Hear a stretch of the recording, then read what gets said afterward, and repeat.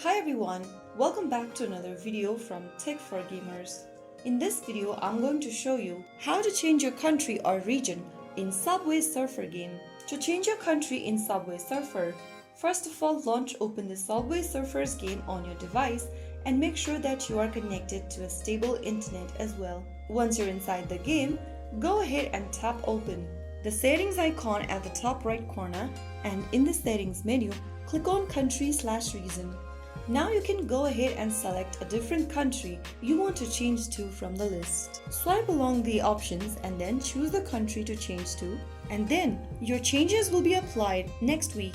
After you do that, you can easily change your country or your region in Subway Surfers. You can also use a VPN. Make sure to install a trusted VPN application and connect to a server in the country you want to appear in. And that way you can easily change your country or region in Subway Surfers. The game should recognize your new location soon after it's done.